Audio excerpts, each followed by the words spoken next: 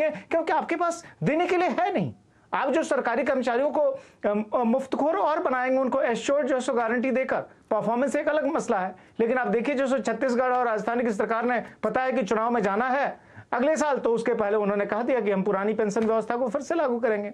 तो यह जो है सरकारें जो है और पॉलिटिकल पार्टियां इस तरह की बातें करती रही है। लेकिन सस्टेनेबल मॉडल क्या हो सकता है? सस्टेनेबल मॉडल यही है कि आप रोजगार के अवसर सृजित करें। रोजगार के अवसर अगर आपको सृजित करने हैं तो एक तरफ औद्योगिकरण के लिए जाना होगा, दूसरी तरफ जो है सो आपको कृषि के अंदर जो है नए प्रयोग करने होंगे, तीसरी तरफ कानून और व्यवस्था को सुदृढ़ बनाए रखना होगा, जो कि योगी की जो पिछली सरकार है उसका सबसे मजबूत एक तरह से कह सकते हैं कि आधार हो रही है, जिसका कि उनको परिणाम इस बार भी मिला।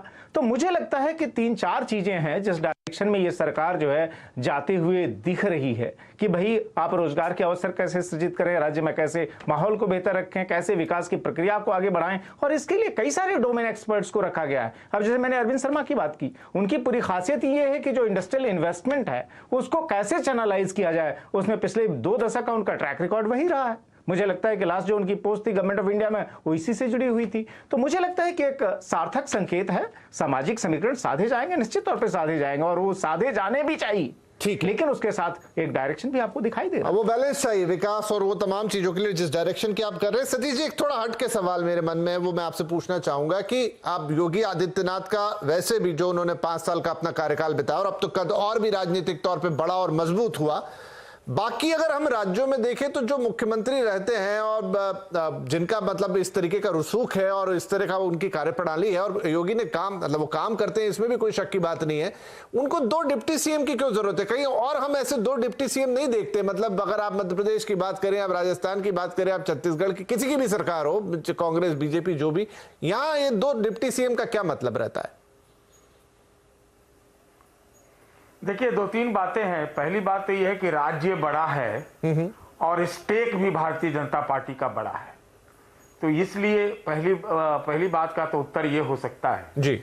और लेकिन मैं इससे इतर 2 बातें करना चाहता हूं। आज के मंत्रिमंडल का जो गठन हुआ, जो शपथ हुआ, उसमें हम ये कह सकते हैं, ऐसा लगता था जैसे मोदी जी का शपथ हो रहा है, पहले जो गुजरात में होता था, या फिर यूं कहें कि 24 का जो है एक शपथ मोदी जी का है, वो मोदी जी के सारे कटआउट आदि आदि आदि।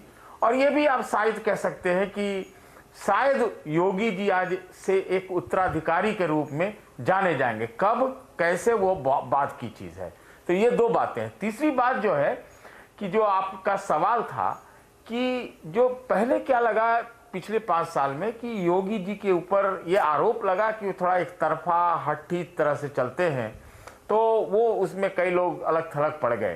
तो अब आप देखिए कि जो समावेशी या समेकित जो सब लोगों को रिप्रेजेंटेशन दिया गया है, तो ये दिल्ली की छाप, मतलब योगी जी की बिल्कुल मतलब छाप नहीं, ऐसा नहीं है, लेकिन योगी जी के ऊपर अगल बगल लोगों को रखना आवश्यक है। और योगी जी को भी बताया गया होगा कि भाई अब थोड़ा परिवर्तन कीजिए, आप अपने लिए कीजिए, 24 के लिए कीजिए।